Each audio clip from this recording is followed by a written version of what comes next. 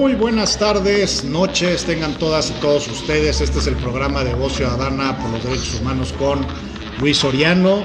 Estamos transmitiendo, como lo hemos venido haciendo en esta última etapa del programa, en diversos lugares donde son cafés, son lugares de acá de Puebla, en donde pues, nos permiten poder transmitir para dar a conocer los lugares a donde estamos. La idea es que sea una promoción circular que nos permita dar a conocer y conocer los lugares. Estamos en el Trébol, es un café que se encuentra muy cerca de Ciudad Universitaria. Vale la pena, es muy rico, la verdad es que es muy rico el café, hay tisanas, también están muy sabrosas, hay para comer, vale la pena venir por acá. Si tienen oportunidad, estamos en Puebla, vénganse para acá, vengan a tomarse un café. Y bueno, el día de hoy tenemos la oportunidad de invitar a una persona formidable, a quien admiro y respeto mucho desde hace varios años, es Carolina González.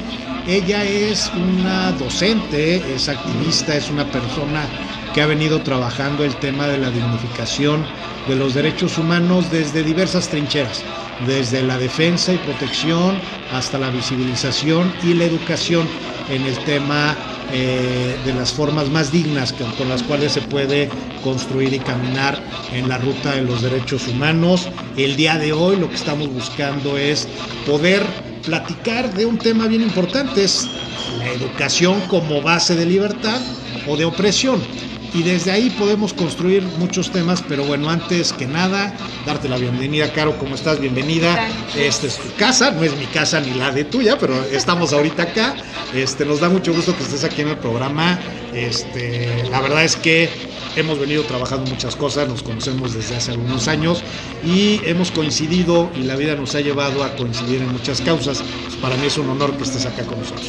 Muchas gracias, Luis, te agradezco el espacio contigo, con tu público. Y bueno, efectivamente, Luis y una servidora nos conocemos ya desde hace muchos años. Pues todos estos movimientos morenovallistas de la vida nos llevaron a coincidir, a formar una amistad, a luchar en muchos momentos por las mismas causas, por los mismos ideales. Y bueno, la admiración siempre es mutua, así es que me complace mucho estar aquí contigo. Oye, a ver, me gustaría que empezáramos, porque bueno, no todas y todos te conocen a ti todavía, claro, o están empezando en el tema de lo que es el activismo, etcétera, y pues nos gustaría saber, pues, quién es Carolina González, ¿no? Claro. ¿Qué estudió, a qué se dedica, etcétera, etcétera? ¿Quién es Carolina González? La pregunta es totalmente abierta para que tú contestes lo que gustes. Muchas gracias, Luis. Pues sí, efectivamente, fíjate que yo soy egresada, bueno, de entrada, yo nací en la Ciudad de México, crecí en el estado de Morelos y me vine a estudiar la universidad a Puebla. Yo estudié Ciencias Políticas, después estudié la maestría en Desarrollo Humano en la Universidad Iberoamericana. Y bueno, desde que estudiaba yo me dediqué a dar clases. En algún momento estuve en algún partido político y me di cuenta que necesitaba mucho estómago, mucho hígado para poder estar ahí. Y al mismo tiempo, un profesor de la universidad me invitó a dar clases en su escuela. Y me di cuenta que la docencia era algo que me gustaba muchísimo. Yo creo que aquellas personas que somos docentes, algunos lo son por profesión y otros lo somos por vocación. Pero en ambos casos sí se necesita definitivamente la vocación, porque no solamente das tu tiempo, das parte de tu vida, das tu esencia en no solo transmitir conocimiento, sino caminar en conjunto con los alumnos. Y bueno, efectivamente la vida me ha llevado a la defensa de derechos humanos. Fui parte del Comité para la Libertad de los Presos Políticos. He trabajado también muy de la mano sobre temas de migración indocumentada con el padre Gustavo, que bueno, desafortunadamente nos ha dejado, con las patronas. Y bueno, pues en todos estos años yo me he dedicado profesionalmente a la educación en distintos niveles que van desde secundaria hasta maestría. Y pues la educación es un tema que me mueve mucho y es el tema que nos convoca el día de hoy. Sí, es bien interesante. Oye, ¿la maestría que estudiaste, la estudiaste precisamente por este tema de derechos humanos o por qué se te ocurrió estudiar esa maestría en particular? Haber estudiado ciencias políticas y llevarte hacia la ruta de las relaciones humanas y no a lo mejor a otros temas políticos, ¿no? Sí, fíjate que como te decía, desde muy muy joven yo me dediqué a la docencia y a mí me parecía que el desarrollo humano, por supuesto pensando en mí, pero también pensando en mis alumnos, era tener herramientas que me ayudaran a potencializar mis propias virtudes, mis propias cualidades, mis propias aptitudes y también la de las personas que me rodean. En este caso, también fue pensada en algo que pudiera ser de provecho para mis alumnos. Es decir, en muchas de las decisiones que tomo, y creo que muchas personas que nos dedicamos, o personas en general, siempre vamos pensando conforme vamos creciendo, que cada decisión que vamos tomando, de pronto alguien lo puede tomar como referente, o alguien le puede ayudar a pequeños saltamontes. En ese tiempo, cuando empezaste a estudiar esa maestría, ¿tú ya dabas clases en universidades y escuelas de secundaria, preparatoria o no, primaria? Cuando yo empecé a estudiar la maestría, estaba en la preparatoria de la Ibero. Okay. Muchos años estuve laborando en la preparatoria de la Ibero y bueno, pues la educación, Luis, es un tema impresionante porque es de estos temas de superestructura en los cuales pues dependiendo de dónde estés y dependiendo de dónde te nazcan, de dónde pues la vida te lleve a nacer, la educación va a jugar un papel fundamental en tu desarrollo y para que desde la educación se nos ayude a no hacernos preguntas trascendentales o a omitirlas, a no mostrarlas, a que las personas estemos... Es decir, un profesor te va a mostrar a ti lo que quieres que veas, pero si tú no eres lo suficientemente autodidacta, te quedas con eso. Y si venimos, por ejemplo, de países donde se promueven mucho, por ejemplo, únicamente los oficios, donde se quitan las materias como es la lógica, la ética, que hoy día han regresado afortunadamente a la educación básica, pero si tú los quitas, muchas veces los procesos de pensamiento se van coartando. Y entonces preguntas que llamaríamos existenciales y que muchas veces diríamos, no, pues qué aburrido, ¿no? ¿Quién soy? ¿De dónde vengo? ¿Para qué estoy aquí? Pero son fundamentales para el tema de la educación. ¿Qué voy a contribuir? Pero que de pronto, pues si no tenemos una educación suficiente y que la educación pues va relacionada con muchos otros temas, ¿no? Como con la alimentación, es decir, alrededor de la educación se tornan distintos temas. Y en un país como México, pensemos, por ejemplo, qué tanto nuestros profesores nos enseñaron, qué tanto nuestros profesores nos adoctrinaron, qué tanto nuestros profesores nos pasaron sus propios prejuicios, qué tanto nos invitaron a ser autodidactas, qué tanto realmente sí somos personas críticas, qué tanto sí realmente podemos ser respetuosos, tolerantes, qué tanto investigamos. Porque, ¿sabes? Creo que los mexicanos somos mucho de opiniones. Y nos quedamos con lo que dijo el vecino sin saber si es real o no es real, ¿no? Somos mucho de opiniones y de prejuicios. Y entonces, y de pronto nos gusta mucho esto que tú dices, ¿no? Lo escuché del primo de mi amigo, pero realmente, desafortunadamente, son pocos o somos pocos los que nos damos a la tarea de verificar y de cuestionarnos cosas. Entonces, en este sentido, la educación juega un papel fundamental porque la educación siempre te debe invitar a la libertad, ¿no? Te debe invitar al respeto de los derechos humanos y ojo, porque de pronto podemos pensar que en este respeto a los derechos humanos todas las voces y todas las actitudes en un contexto de auténtica educación y de auténtica libertad, todo aquello que atente contra la dignidad no puede, es decir, tienes que combatirlo, no puedes darle espacio. Pero ¿cómo combates algo? ¿Cómo combates eso? Y tenemos que escuchar todas las voces. Hoy día, con la era digital, Luis, es muy fácil saber lo que ocurrió en un hecho concreto. Ese hecho concreto, no necesariamente cuando lo vemos estamos viendo la verdad, necesariamente, ¿no? Siempre hay un ejercicio muy simple, ¿no? Si yo te pregunto, Luis, dime qué ves aquí, tú me vas a decir lo que estás viendo aquí, pero yo a su vez estoy viendo otra cosa diferente. Tú estás viendo otra cara. Y no es que claro, ninguno... con su propia vivencia. Claro, pero entonces lo que tenemos que hacer es sentarnos a dialogar sobre un mismo hecho y entonces eso nos va a ayudar a ver todos los prismas y poder decir, mira, es que yo veo esta parte, tú ves esta parte, y entonces podemos tener una percepción de la realidad mucho más clara, mucho más objetiva, y en base a eso podemos ir teniendo opiniones. Y aquí en el tema de la educación, por ejemplo, el manejo de la historia, pues depende del sexenio en el que estemos, dependiendo si el presidente es liberal o porque va a ser que sea bueno o malo el protagonista de ese momento histórico, ¿no? Y entonces pasamos por un personaje como Benito Juárez, que tiene muchas tonalidades. Benito Juárez en algunos sexenios casi le sale una aureola, como y ahorita. En otros sexenios Benito Juárez y el demonio son prácticamente la misma persona, y Benito Juárez es un hombre con luces y sombras. Que eso es lo que tenemos que identificar, ¿no? O sea, finalmente todos los seres humanos son eso, son luces y sombras. Todos los seres humanos tenemos cosas buenas y cosas malas, y la gente en el poder, o sea, la gente que está en el poder generalmente tiene más sombras que luces, generalmente, por lo menos los de hoy, pero hay que verlos desde su justa medida, ¿no? Saber cómo llegaron, por qué llegaron, cuál es su historia, etcétera. Y es una forma de tratar de verlos lo más neutral posible para poder generar un criterio, ¿no? Yo creo que, o sea, el tema de la neutralidad, sí, yo estoy totalmente a favor y yo siempre intento ser una persona muy neutra, pero el tema de la neutralidad objetivamente es difícil. Siempre nos va a ganar una parte de acuerdo a nuestras convicciones, a favor o en contra.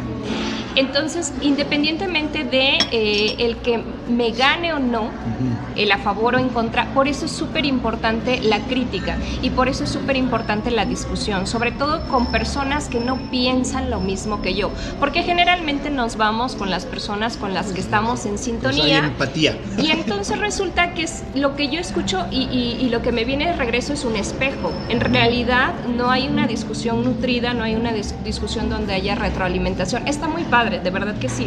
Pero lo importante también es poner nuestras ideas sobre la mesa con aquellas personas que piensan diferente y ver, porque de pronto se nos pueden ir algunos puntos de ambos lados y generar un diálogo constructivo. Y siempre pensando que este tipo de diálogos no necesariamente tienen que estar de acuerdo y que la discusión es siempre de ideas, nunca el ataque es hacia la persona. Yo puedo estar totalmente en oposición a lo que tú me dices, pero el ataque no es a Luis Soriano. Y la respuesta que viene, el ataque no es a Carolina González. El ataque, o más que el ataque, esta controversia es hacia una idea en particular. Porque ¿qué es lo que pasa de pronto? Que de pronto hay amistades que se pierden, o hay familiares que se dejan de hablar, o de pronto en las reuniones decimos, a ver, para que todos estemos en paz, aquí no se va a hablar ni de religión ni de política, porque son temas muy sensibles. Y claro, todos tenemos una posición y es perfecta y es respetable, pero tenemos que aprender a dialogar y tenemos que aprender a distinguir que es un conversatorio de ideas, no es de ataques y no es de yo conservo la razón plena y absoluta. Oye, a ver, entrando a esto que comentas, no sé si supiste la noticia hace unos días a razón de la final de fútbol de Guadalajara Tigres, en donde precisamente en Guadalajara un muchacho terminó asesinando a su tío porque ganó el Tigres, ¿no?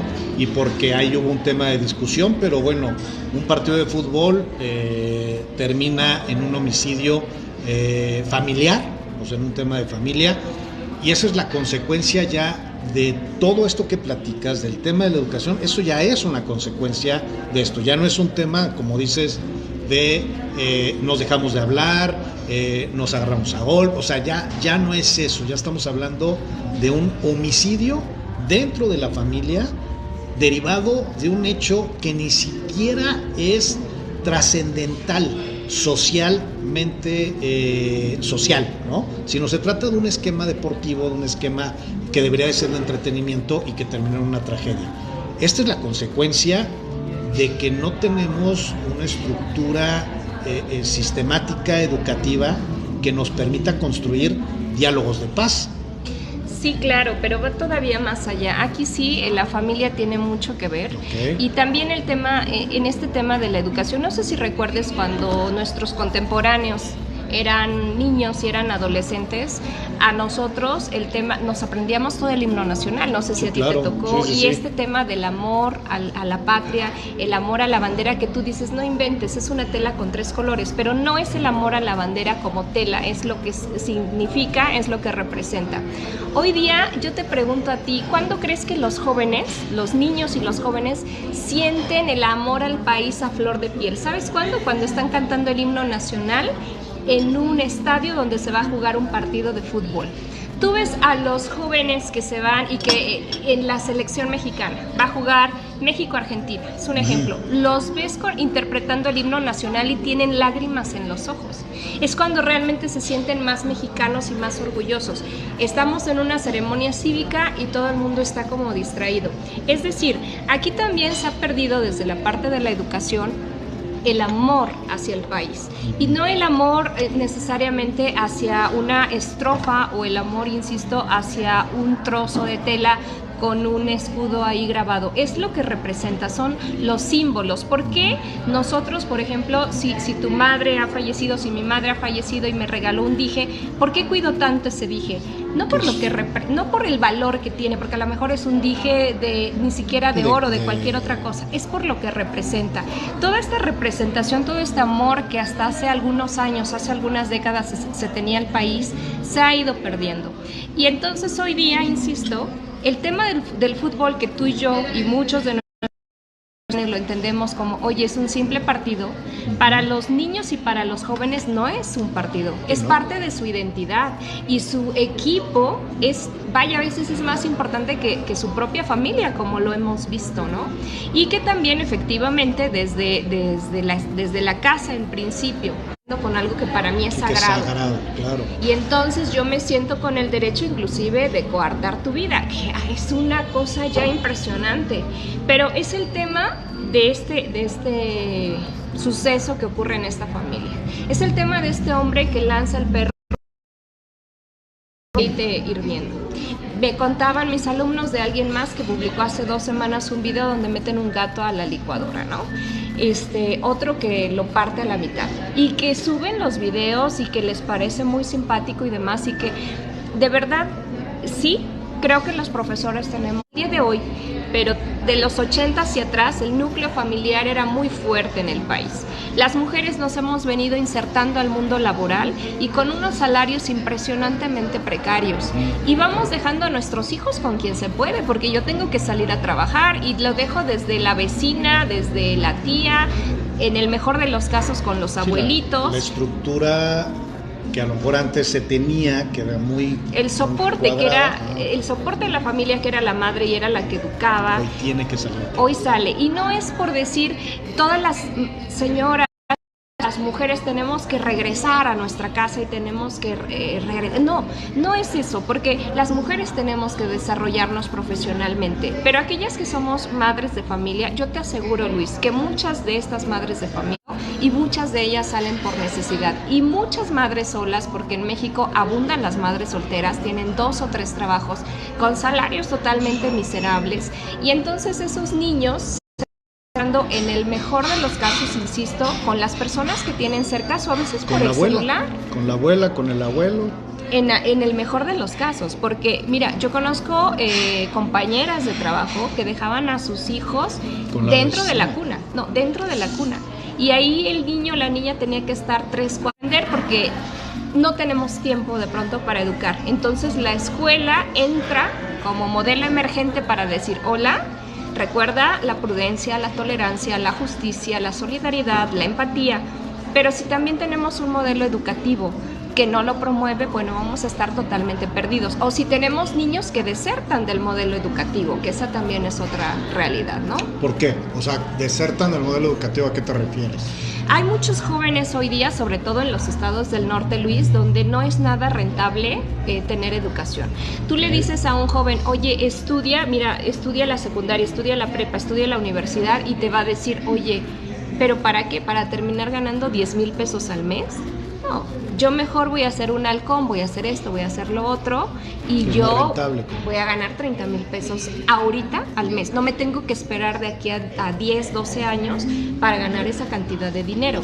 Entonces, en el norte del país sigue siendo muy rentable, bueno, muy aquí atractivo. En Puebla también, en zonas guachicoleras. Claro, ahí no ganan estas cantidades, sí. ¿no? Pero son condiciones de vida tan precarias donde tú le ofreces una cantidad de dinero a un jovencito y te va a decir, claro, yo dejo la escuela porque estoy viendo el trabajo tan duro de mis padres que no está rindiendo efecto, ¿no? Entonces, sí tenemos una serie de cuestiones desde infraestructura y superestructura que hay que resolver. En el caso de México, ojalá, Luis, de verdad lo deseo de todo corazón, nos toque ver al final de nuestros días, esperando vivir muchos años, un México mucho mejor. Reiniciamos la transmisión, estamos con Carolina González, estamos hablando de educación. Al final del día es fundamental lo que estamos platicando y me quedé con muchas preguntas en el tintero, Caro. A ver, la primera sería, deben de existir diversos modelos educativos. En México tenemos uno, o creo entender que pudiera existir alguno, pero debe de haber modelos muy claros en otros lugares del país del mundo. ¿Tú conoces algunos otros modelos que a lo mejor pudieran funcionar? Si no, bueno, pues a lo mejor checar eso. Pero a ver, ¿tú cómo ves el tema de los modelos educativos? Si existen otros y cuáles son. Sí, mira, respecto de tu pregunta, que es muy interesante, en México estamos insertos en donde para nosotros y desde nuestra lógica todo tiene que pasar por el filtro de la evaluación. Okay. Entonces nos incorporamos a muchas evaluaciones internacionales y en base a eso determinamos nuestro éxito o nuestro fracaso. Okay. Pero de pronto va más allá. Hay países como Noruega o Finlandia, por supuesto, con una realidad totalmente distinta a la nuestra, en la cual pequeños, ¿no? También. Más pequeños también, con otro tipo de soporte económico, pero a mí me parece muy interesante que sus modelos educativos en México los llamaríamos muy lentos. ¿Por qué? Okay. Porque ellos apuestan a una educación en la primera edad infantil, cuando los niños se incorporan a las escuelas, en la que apuestan por la convivencia, por el compañerismo, por la solidaridad, por la empatía. No les interesa que aprendan ni las vocales, ni a contar del 1 al 10, ni el abecedario. Okay. Sino que hasta más o menos los 7 años, por lo que ellos apuestan es porque tú y yo aprendamos que podemos salir adelante unidos, de la mano, y que podemos generar una sociedad en la que todos podemos estar incluidos. Desde la lógica de la colectividad, sí, y no del individualismo rapaz. Es correcto. Entonces, estos modelos son sumamente exitosos. Aprenden a leer mucho, bueno, lo que en México sería un par de años después, a contar un par de años después. También hay un proceso a nivel cerebral en el cual su cerebro es mucho más maduro y es mucho más fácil aprender a leer, mucho más fácil aprender a escribir, mucho más fácil aprender a contar, y los niños no están sufriendo. Es decir, si nosotros comparáramos esos modelos con el nuestro, nosotros estamos de gane. Nuestros niños, hay niños de 3, 4, 5 años que ya más o menos empiezan un poco a leer, empiezan un poco a escribir, saben contar. No, se llevan a los niños noruegos y finlandeses de calle. Pero ¿qué pasa? Que de pronto se suscitan muchos conflictos en las escuelas. ¿Por qué? Porque el niño no se le enseña a convivir, porque el niño es el de la competencia. Tú tienes que ser mejor que tu compañerito. A mí no me importa cómo le hagas. Incentivan desde la escuela la competencia, ¿no? O también desde la casa, pero efectivamente en el modelo educativo hoy día sí se apuesta un poco más por el trabajo colaborativo, pero durante muchos años fue el trabajo individual. Y entonces eso hace que cuando tú llegas a ser un adulto y te insertas al mundo laboral, no sabes trabajar en equipo. Sí, es competencia. Sabes desarrollar proyectos por tu propia cuenta, pero el trabajo en equipo es algo que llega a costar muchísimo trabajo. Hay otro modelo que a mí me pareció muy interesante y que yo sé que causa muchísima polémica. No quisiera entrar en no digas de dónde es, O sea, al final, después de que platiques de qué se trata el modelo, al final te haré la pregunta, bueno, ¿y de dónde es ese modelo? Me parece muy bien. Para que la gente conozca el modelo y no prejuzgue antes de escucharlo. Fíjate que hace muchos años, cerca de ya casi una década, yo tenía mucha curiosidad por conocer un modelo inserto aquí en América Latina. Entonces yo me fui a ese país y tuve la suerte de quedarme con familias de ese país, de poder ver ese país desde dentro, no desde la zona turística, desde la zona hotelera, sino realmente desde vivir dentro. Ahí. Y entonces tuve, insisto, la fortuna de que me llevaran a conocer sus escuelas, que a mí el modelo me pareció impresionante. Los niños llegan ahí, se les da de desayunar, tienen las clases de manera normal. El tema de los deportes es un tema que es muy importante, el tema de la actividad física. Siguen teniendo sus clases, llega la hora de la comida, comen en el colegio, tienen un lapso, tienen unos pequeños camastros para que puedan descansar y siguen con actividades artísticas. Cuando están más o menos en la etapa de la secundaria, del equivalente a la secundaria, entonces ellos comienzan a ver cuáles serían sus aptitudes. Y más o menos, por el lapso de un mes, más o menos, de 1 a 3 meses, yo tengo la duda, ejemplo, yo quiero experimentar qué es ser carpintero. Y entonces, todos los viernes, durante ese lapso, a mí me van a llevar a una carpintería y yo voy a estar con el carpintero y voy a intentar ayudarle, apoyarle. No, pero sabes, creo que la carpintería no es lo mismo. Ahora me queda la duda sobre la medicina. ¿Qué? Y entonces, por otro lapso, me van a llevar a un hospital a ver cómo funciona. Por supuesto, no me van a llevar a una cirugía, pero a temas un poco más simples para ver cómo funciona y ver qué pasa. Cada cierto tiempo del mes, más o menos unas 2 o 3 veces al mes, a estos chicos los llevan al teatro principal y los llevan a ver obras de ópera, obras de ballet, obras de teatro. Es decir, la cultura está muy inserta en este modelo. Los enseñan a rescatar todo lo que es sus danzas tradicionales, su historia, por supuesto, y a mí me pareció un modelo muy completo. Les enseñan muchísimo de los alimentos y de la soberanía alimentaria. En este país, aquí en México, si yo te digo, Luis, en este momento a mí me encantaría tomar un jugo de naranja. Yo puedo pedir aquí, ahorita, un jugo de naranja. Claro. Llega el mes de agosto y yo te digo, es que ese jugo de naranja me encantó. En agosto yo pido el jugo de naranja. Llega diciembre y yo sigo tomando jugo de naranja. Llega febrero y yo sigo tomando jugo de naranja. En este país en particular sí se respeta mucho los procesos naturales de las temporadas de las frutas y las verduras y las semillas. Entonces, de pronto sí, tienes que esperar todo un año, después de 3 meses que tomaste jugo de naranja, para volver a tomar jugo de naranja. Es un tema de formación también, ¿no? Es un tema de formación, pero también es un tema del respeto a la tierra, ¿sabes? Porque en México forzamos mucho a la tierra a producir y a los árboles también en momentos que no debieran. Y entonces tenemos toda una serie de fertilizantes, de plaguicidas, de herbicidas y de muchas cosas que tenga que estar saliendo en épocas que no son. Y que estar forzando y que a veces usamos semillas transgénicas impactan en nuestro cuerpo y se van a desarrollar después en enfermedades como es el cáncer, por decir solo alguno. Claro. En este país en particular los índices de cáncer son totalmente risibles, totalmente risibles. Te decía que en este país yo me quedé me quedé en distintas localidades, pero de pronto me quedo en una localidad con una familia y la mujer, era un pueblo muy pequeño, no había luz eléctrica en el camino del pueblo, sí en las casas, pero no en el camino. Y de pronto me dice una noche, acompáñame, Caro, porque vamos a resolver un tema con una vecina.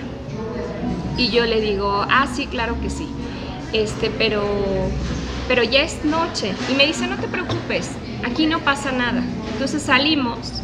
Y yo por instinto, buena mujer mexicana, veo un palo y tomo un palo, ¿no? Y me dice, ¿qué haces? Y yo, nada, es para ir jugando en el camino. Oigo que viene alguien atrás y yo casi como si fuera a partir la piñata. Sí, claro. Y el pobre chico que venía en una bicicleta se para, la mujer me dice, bueno, ¿estás loca o qué te pasa? Y yo, es que ¿qué tal si nos va a hacer algo? Y me dice, Caro, aquí no pasa nada. Y yo le digo, es que yo vengo de un lugar donde hay muchos feminicidios y hay muchos asaltos y pasan muchas cosas. Y me decía, bueno, sí, aquí también pasó un feminicidio hace como 5 años en el pueblo, allá, el tercero que nos queda. Y yo, ay, ¿de verdad? Sí, fíjate que un señor se pasó el límite de velocidad y atropelló a una señora. Y yo le decía, pero es que eso no es un feminicidio. Pero para que te des una idea, o sea, de realmente la diferencia de un ambiente de paz al nuestro, ¿no? Llegamos. ¿En qué año, digo, para que también se sepa más o menos en qué año fue? Ay, ¿en qué año habrá sido? Ahorita sacamos más o menos el año, si me permites. Fuimos a la casa de la mujer a la que íbamos a visitar y yo pensé que éramos los únicos que íbamos a estar ahí. No, estaba el conjunto de todos los vecinos de la zona aledaña. Y estábamos ahí porque a la señora en 3 semanas la iban a llevar a la capital a operarla. Y estábamos ahí porque era quién le va a dar de comer a los animales, quién va a venir a guisar para los hijos y para el marido, quién va a planchar la ropa, quién va a regar las plantas, quién va a barrer la zona de afuera. Y yo me quedé así con cara de, pero ¿cómo? ¿A todas estas personas les van a dar llaves de esta casa? Por supuesto, yo pensando en mi lógica. Y la señora me decía, Caro, es que aquí tú puedes entrar a cualquier casa sin ningún problema. No lo haces, por supuesto, por educación. Pero la señora no le va a dejar llaves absolutamente a nadie. Y yo le decía, ¿pero no será que le roben sus cosas? No, claro que no, aquí nadie le roba nada. Y yo, pero entonces la señora les va a pagar a ustedes para que le ayuden a hacer todo esto. No, aquí todos funcionamos así. Todos tenemos que apoyarnos en los momentos complicados, ¿no? Como en este caso para esta mujer. A mí me pareció una lógica que yo decía, qué maravilloso. Y me recordaba un poco, yo crecí en un pueblo, a mi pueblo hace muchísimos años. No era así tan extrema la ayuda, ¿no? Pero hoy día, Luis, yo te digo, por favor, Luis, ve a mi casa, te la dejo abierta. Bueno, en menos de lo que te lo platico, ya me vaciaron la casa. Ya se metieron a la casa. O simplemente a veces ni siquiera conocemos a nuestros vecinos, o aunque los conozcamos no sentimos la confianza. Pero en este país parte de la educación también gira mucho en torno a la empatía y a la solidaridad. Es por eso la comunidad, sí, ¿no? Es por eso que cuando de este país se va una persona, es muy difícil que se vaya sola. Siempre va a buscar llevarse a toda su familia, porque sí tienen una raíz ahí social impresionantemente fuerte. Y sufren mucho cuando se van solos y toda la vida están luchando por traerse a su familia. Así es. O sea, porque es un tema de vinculación muy fuerte. Así es. ¿Cómo se llama el país? Se llama Cuba.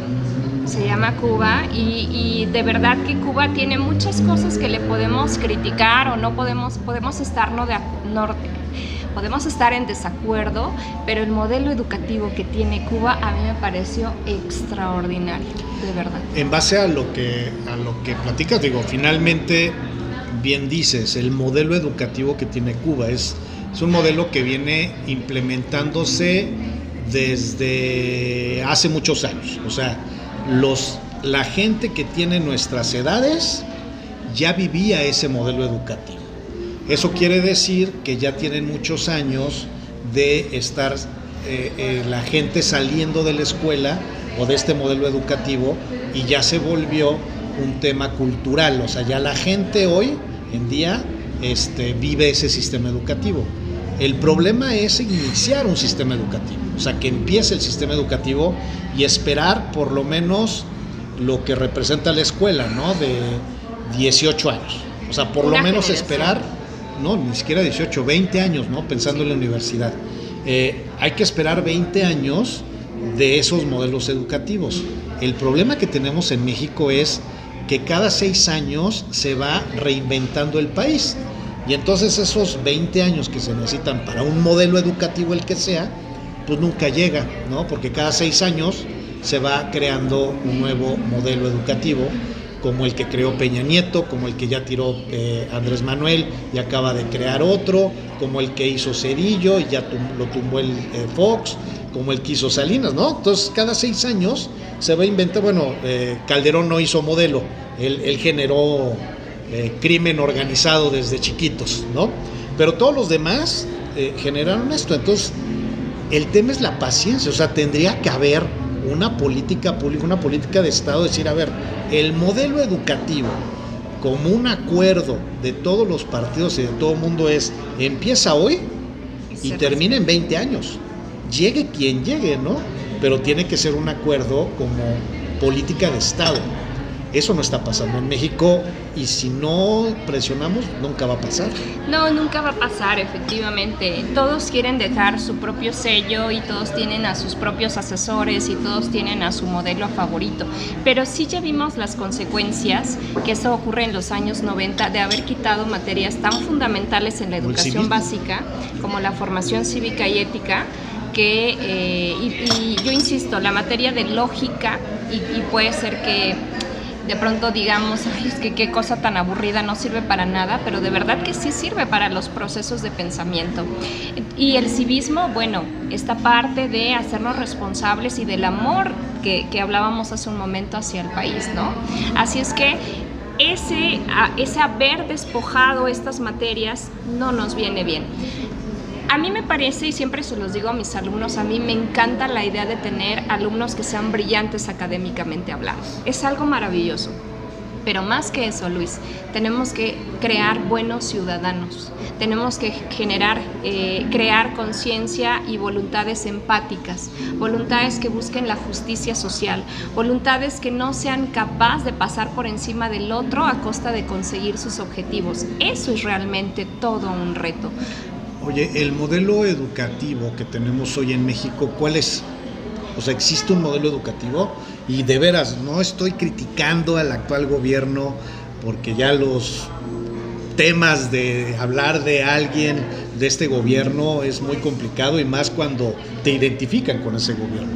Pero a mí me cuesta mucho trabajo identificar si hay una política de Estado en materia educativa que se haya generado en este sexenio como nos los generaron. Digo, hay una reforma del tema educativo, etcétera, pero no queda claro cuál es. Es que yo creo que hoy día se está dejando hasta cierto punto en cierta libertad a los maestros respecto de algunas cosas que antes vivían totalmente en opresión. ¿Qué pasó? Veníamos de un modelo en el cual te decían, bueno, en base a los exámenes de tus alumnos, tú conservas o te rescinden tu contrato, en el caso de la educación pública, ¿no? Y entonces las personas en el estado de Chiapas, de Oaxaca, de Puebla dijeron, a ver, perdóname, pero si mis alumnos no están rindiendo y no van a ser brillantes en el examen, no es porque yo sea un mal maestro. Como decíamos hace un momento, que se vive, ¿no? Vienen de comer a lo mejor una vez cada 2 días, su capacidad de retención es nula, hoy entienden las tablas, mañana no se las saben. ¿Por qué a mí me vas a decir que mi trabajo depende de eso, no? Porque estuvieron en el campo y de ahí se fueron a la escuela, ¿también? ¿No? Sí, hay muchas realidades que nos son totalmente ajenas, ¿no? Como profesores. Hoy día lo que se intenta es implementar un modelo que tienda mucho más al humanismo y de respeto a la libertad docente, de decir, a ver, yo lo único que sé, Luis, es que al final del año tus niños me tienen que saber las tablas. ¿Cómo le vas a hacer? No sé, la verdad no me importa. Me vas a dejar una evidencia de los pasos que vas a seguir, pero si quieres que aprendan las tablas brincando, cantando, recitando, con frijolitos... Lúdico. O sea, con más lúdico el tema. Puede ser que tú escojas algo más lúdico, yo escojo algo más teórico. Se deja a la libertad del profesor. Lo único que necesitamos es llegar al mismo punto. Yo quiero que llegues a ese sillón. Si vas a llegar, insisto, a lo mejor rodando, no me importa, trotando, está bien, pero tú tienes que alcanzar ese objetivo. No te voy a colocar una camisa de fuerza. Entonces tú mismo vas a ir diseñando tu propia estrategia para alcanzar el objetivo. Y se está apostando mucho por las materias, por materias que antes no existían, o por ejes que antes no existían. Por ejemplo, el tema de vida saludable, ¿no? Que hoy día ya es un eje. El tema de ser conscientes de la importancia de cuidar no solamente nuestro medio ambiente, sino nuestra casa, que es este mundo. Y de que tenemos que realizar desde pequeñas hasta grandes acciones, porque si no cuidamos esto que tenemos, vaya, pues de entrada... Es donde vivimos, ¿no? Ya no, Marte no es una opción. Claro. Y bueno, ir rescatando todos estos valores de los que veníamos hablando, ser muy tolerantes entre nosotros y sobre todo, más que tolerantes, respetuosos con otras formas de expresar, de ver el mundo, con otras cosmovisiones, y que entender también que en este respeto hay un límite y que ese límite es la dignidad humana. Es decir, yo no puedo respetar algo que atenta contra la integridad de otro ser humano o que atenta contra otro ser vivo, por ejemplo, ¿no? Es complejo en una realidad como la que es México, que esto vaya a tener un buen resultado, o si pudiera haber un buen resultado con esta dinámica.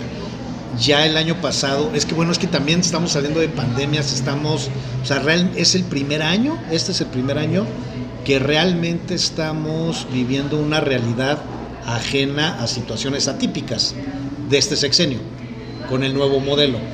¿Es el primer año que se va a medir esta situación o ya se midió? No. Nosotros, es decir, los programas de estudios para la educación básica van a modificarse hasta el próximo año escolar, 2023-2024.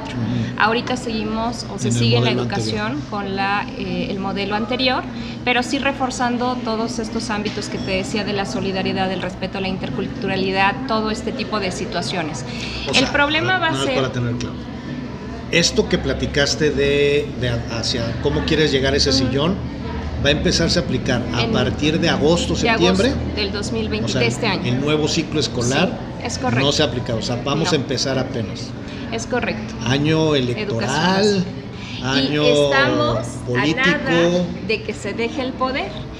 Si queda alguien de la misma línea, continuaremos igual, y si no, en 2 años, Luis, estaremos haciendo un nuevo programa hablando de las modificaciones que se han hecho. Y es un poco lo que venimos diciendo, ¿no? Venimos adaptándonos, y los jóvenes vienen adaptándose, y los padres de familia vienen adaptándose para que cada 6 años exista un nuevo rumbo, un nuevo modelo, una nueva forma. Y entonces hoy sí es importante la matemática, pero a lo mejor en los próximos 6 años ya no tanto, la educación física, pero en los otros ya no tanto, el civismo. Dichosos los que estudiaron cuando empezó un gobierno. y que allí se haya implementado el modelo. Que haya sido en ese momento, porque por lo menos van a tener una continuidad, una constancia, ¿no? Una constancia del tema de educación. Pero si vas con un tema y de repente a los 2 años, en tercero de primaria, ya te cambian el modelo, el mismo niño también dice, oye, ¿qué no? Lo que me dijiste ayer era lo bueno, no lo que tengo hoy. Y aquí, Luis, creo que los docentes es donde hacemos magia. Aquí, más allá de los modelos, más allá del logo del partido el cual esté, más allá de si cae bien o cae mal el presidente, más allá de todo esto, lo que nos salva como docentes es el amor hacia cada uno de nuestros alumnos, hacia nuestra labor, y el saber que hay cosas que son mucho más trascendentales que un modelo que va a durar 6, 4, 3, 2 o 1 año. Entonces, los profesores, insisto, más allá de cualquier otra cosa, debemos apostar por hacer a nuestros alumnos sumamente críticos, Luis. Pero ojo, porque es una tentación que es muy seductora. Les pasamos también nuestros propios prejuicios y nuestra propia ideología. Y lo que debemos hacer es enseñarles a pensar y enseñarles a ser sumamente críticos y autodidactas. Porque en el momento que tú te vas como profesor, lo dejaste con tus prejuicios, pero no le enseñaste cómo acercarse a la verdad, a la objetividad. Lo que él quisiera pensar. Sí. Entonces los volvemos muchas veces esclavos de nuestras propias ideas, y eso me parece terrible, de verdad. Sí, es cierto, esclavos, porque al final del día no tienen no se les capacitó, no se les dieron las herramientas de pensar por sí mismos. sino por pensar por otros. Y les transmitimos ideas que son horribles. Imagínate que tú eres en este momento un niño de 10 años y yo llego y yo soy lo máximo para ti, te digo, acuérdate, Luis, el niño que te pide dinero en el semáforo está ahí porque no quiere trabajar.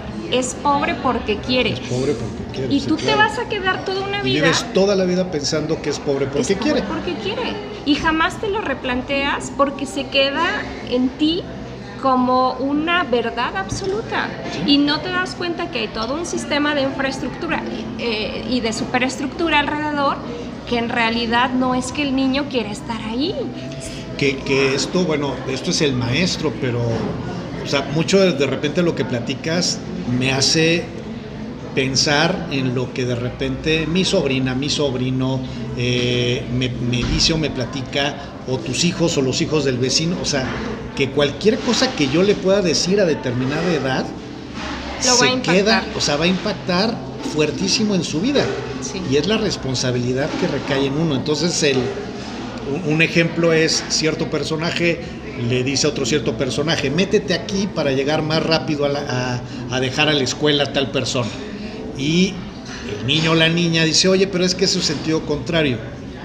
Si aún así te metes, le estás enseñando que está bien meterte porque se justifica una falta, ¿no? Los medios, exactamente.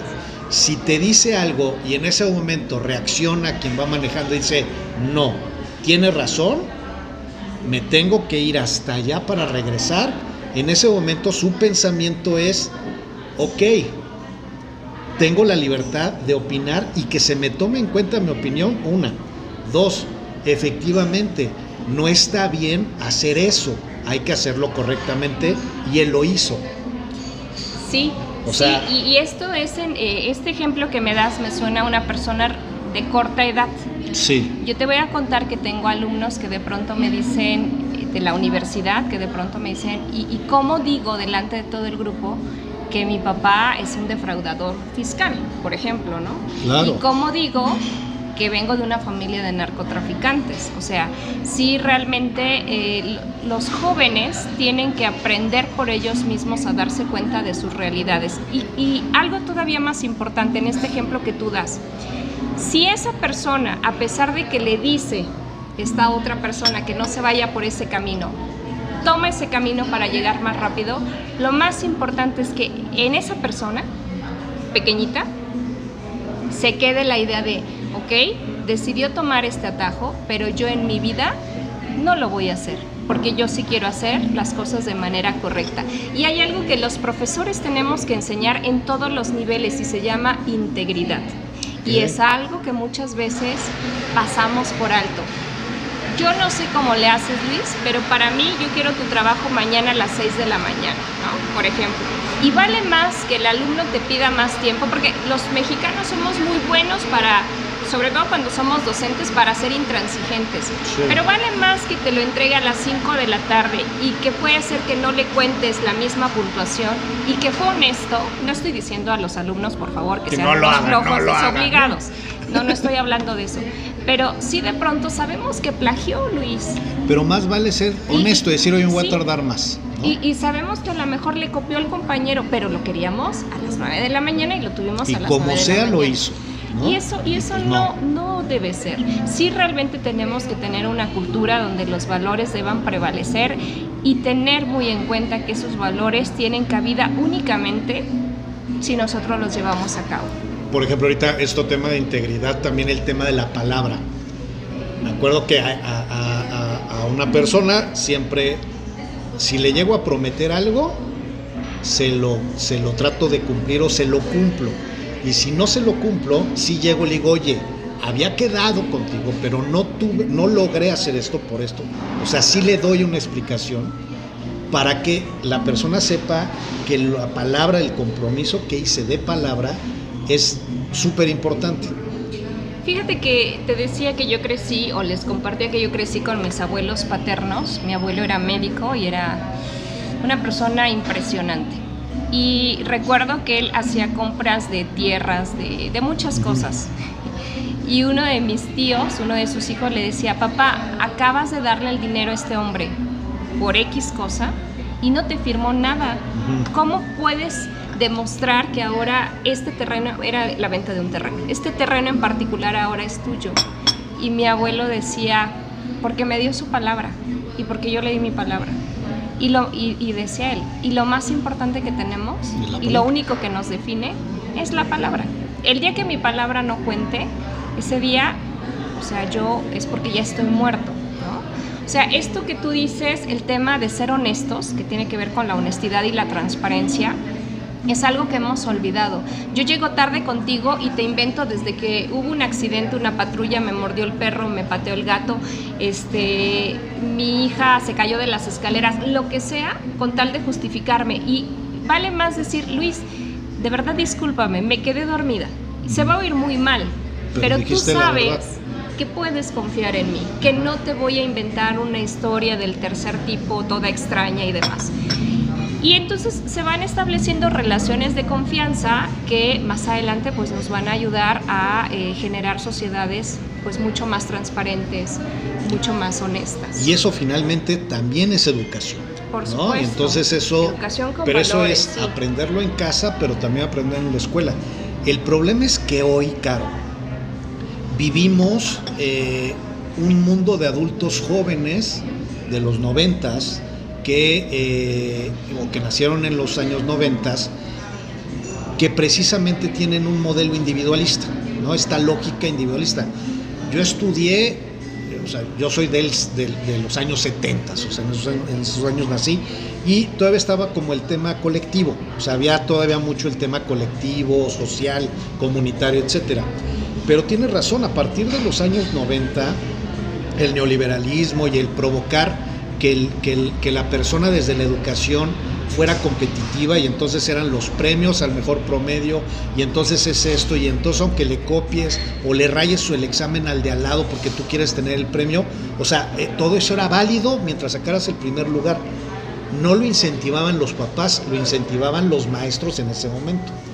Hoy son esos los niños que tienen hijos y que están formados bajo esa lógica.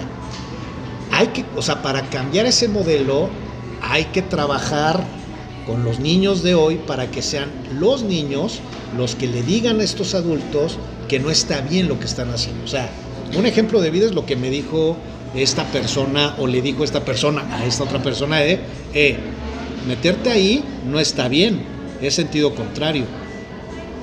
Esta persona le dio una lección a quien tendría que estar dando lecciones, ¿no? Bueno, que le des las lecciones tienen que ser así. Sí, y a veces esta persona de la que tú estás hablando, pues lo entendió muy rápido.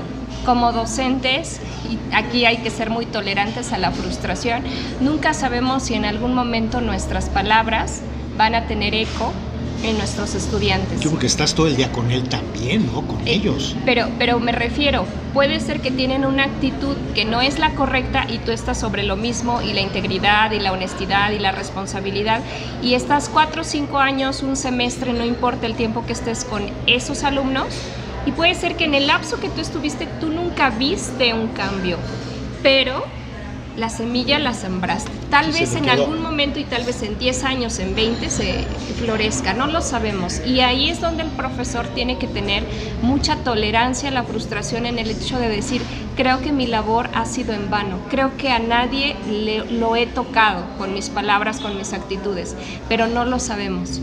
Sí, no la idea es tratar de sembrar semillas. Habrá semillas que den fruto, que germinen, y otras que no. Es correcto. Una anécdota, no voy a decir la escuela, ni tampoco en qué momento tuve la oportunidad de ir con Caro. Me invitó a dar una plática de quién era y qué hacía en unos años ya un poquito de años después de lo complicado, y fui a platicar con sus alumnos, ¿no? Y dentro de sus alumnos había contrastes enormes, súper diferentes, de gente que estaba ya como vinculada al tema individualista, ya trabajaban algunos, etcétera, y ya tenían como intereses muy marcados. Y había otros que eran muy idealistas, ¿no? Todavía. Y al término de la plática, ambos lados dijeron, oye, o sea, a lo mejor como que no me hace clic lo que dijiste, pero es interesante escuchar qué fue lo que pasó. Y eso fue lo que tú les dijiste también a ellos, y ellos se quedaron como con la mente abierta de decir, bueno, a ver, está bien, igual y no lo tomo, igual y sí, pero bueno, es una vivencia de alguien, ¿no? Eso es bien importante que podamos tomar en cuenta, ¿no? Entender este tipo de situaciones, y esa es la semilla que se debe dejar implantada. Algunas germinarán, algunos no. Sí, insisto, el tema de la congruencia es fundamental. Ejemplo, hace algunos años yo conocí a un especialista en temas de pobreza, ¿no?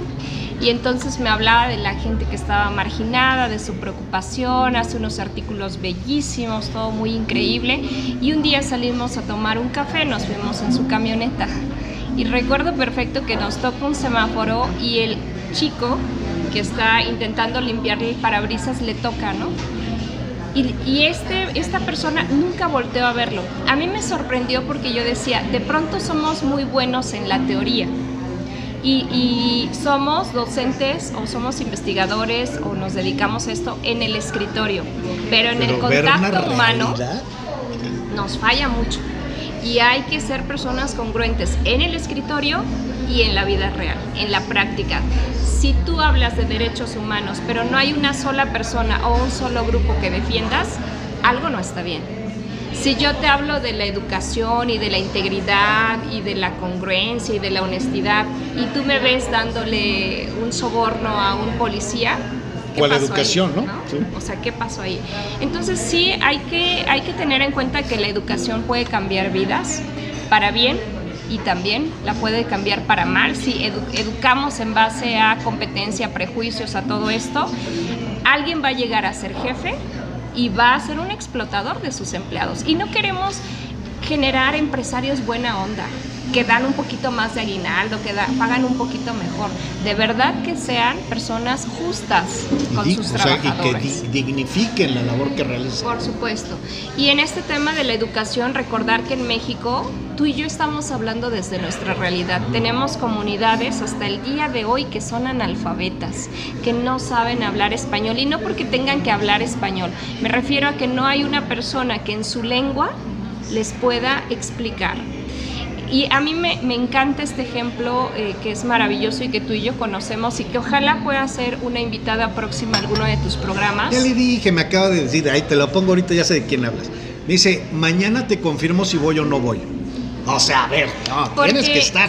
Escuchar la historia de esta mujer y que está en torno a la educación, que son dos chicas muy jóvenes, que son las dos primeras egresadas a nivel licenciatura de su comunidad, de la carrera en Derecho las dos, y que vienen de historias de vida muy duras, nos recuerda que la educación sigue siendo el bastión para poder cambiar formas de pensamiento, formas de vida y tender a la justicia social. Sí, y esta persona de la que tú mencionas tuvo que vivir un episodio muy complicado para no cambiar el switch, porque no lo cambió, simplemente vio una realidad que ella en su entorno no tenía, o sea, no había visto esa realidad, porque vivían una realidad, como dices, en una comunidad muy propia, muy de ellos, y que vivían una realidad, su realidad.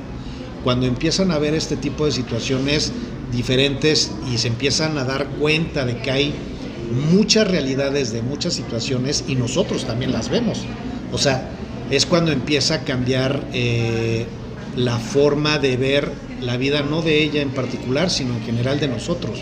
Yo no tenía la oportunidad de conocerla a ella, y la conocí ya cuando había empezado a caminar en la lucha de la defensa de los derechos humanos, y a mí se me hacía una persona brillante, pero ella misma me decía, es que yo antes de esto, yo hacía esto, o sea, yo andaba en otra dinámica, ¿no? Estamos hablando de una señorita que se llama Lucina Quintero Rosas, y que, bueno, ya Luis en algún momento la entrevistará, ella contará su vida, pero les adelanto que ella era una chica que vivía y trabajaba en el campo.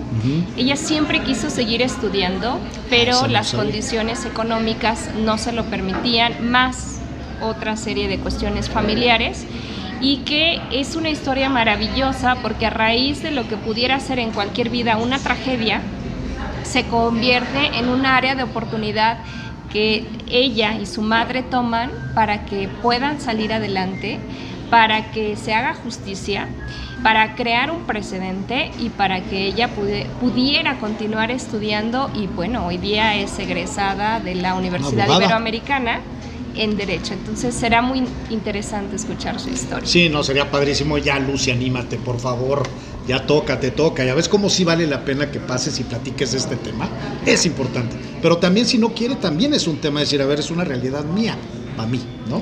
Ya la hicimos pública, pero bueno, yo creo que sí es importante identificar que estas realidades también son otras realidades y que las conocemos desde nuestra situación, pero ¿cuánta gente o cuántos maestros, inclusive desde el ámbito público, no están familiarizados ni con sus alumnos? O sea, llegan, están tan hartos de la burocracia educativa, de los sistemas, de comprobaciones, de todo esto, que llegan a hacer lo que tendría que gustarles hacer, ya como el tema de ya llego, doy mi materia hoy y ahí nos vemos, porque vienen de otras realidades. Creo que los maestros hoy día, perdón que te interrumpa, Luis, hoy día estamos tal vez muy adoctrinados. Un maestro de entrada tiene que ser rebelde.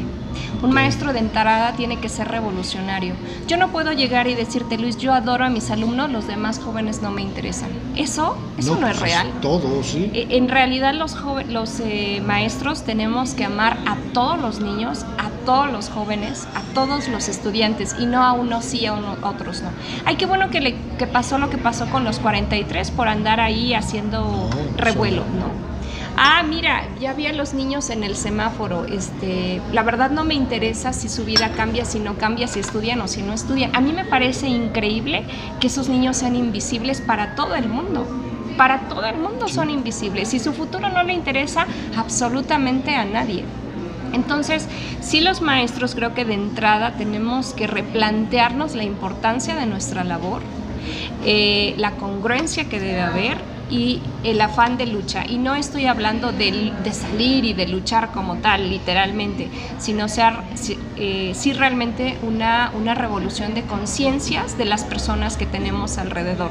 La justicia social no se va a plantar en una maceta y la vamos a regar y va a crecer.